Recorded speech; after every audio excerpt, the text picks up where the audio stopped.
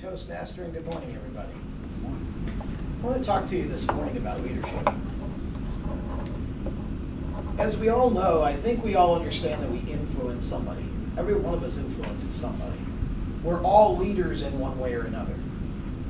But the type of leadership that I want to talk to you about this morning, I can't even define it. If you had asked me to define leadership by the grace of God, I think I would defer to Pastor Matthew, who could probably be much more eloquent in a definition of that than I could.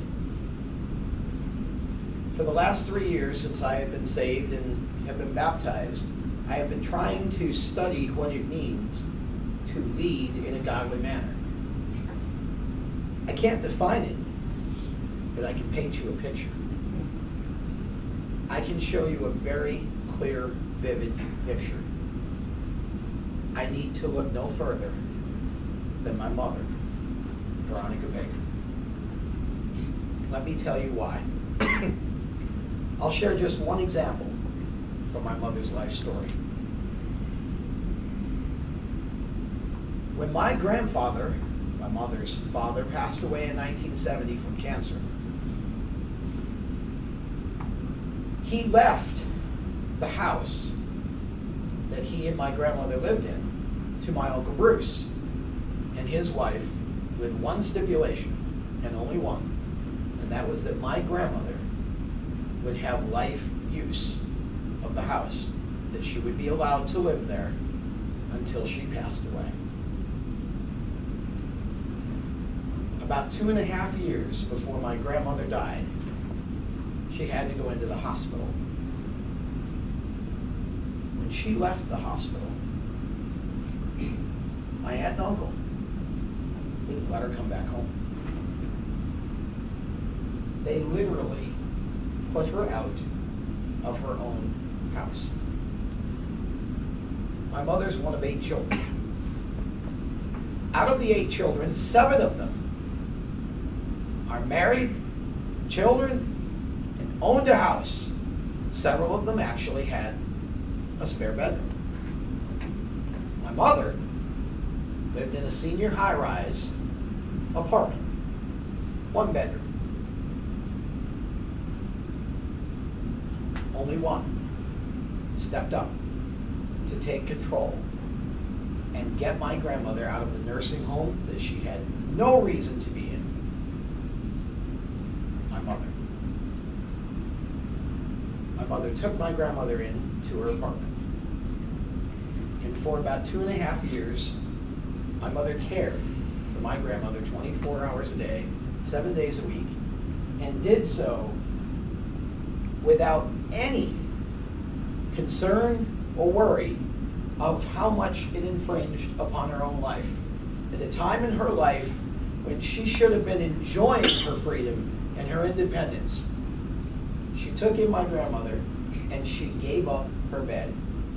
For about 2.5 years, my mother slept on her love seat couch so my grandmother could have a nice bedroom to sleep in. And I watched how my mother took care of my grandmother. No effort, absolutely no stress. She woke up in the morning, she did whatever she had to do, and she went through the day. And she was delighted to be able to take care of my grandmother the way my grandmother had always taken care of her 8 children growing up. Then my grandmother passed away.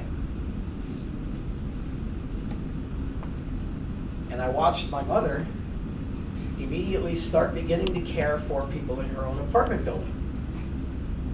She would take them to the doctors, she would pick up food for them at the grocery store, she would take them out and have dinner, whatever needed to be done, whatever someone needed, my mother was there. Again, sacrificing her own personal time and some of her own money, of which she doesn't have a lot, in order to make this happen. My Uncle Don, her oldest brother, developed Parkinson's disease, and in the last days of his life, just within the last couple of years, my mother again stepped right up. Took him to the doctors, took him out to eat, went by to see him, checked on him every day, made sure he was okay. Caregiver. God's grace, servant. When my uncle passed, right back to people in the building again. I had no idea until 3 years ago when I started to really study the gospel and understand that the gospel changes what you want, it changes how you think, and it changes what you value. I had no idea that I was literally looking at an example of someone who led by the grace of God. And now I understand. And now every day when I think about my mother and I think about the type of person that she is, and I meditate on the Ten Commandments, on the things that the gospel says we should be and says we should do, I understand that I need to look no farther than my own mother to figure out how I need to grow in my own life, to figure out how I need to reflect God's grace with my time and with my talents and with my skills.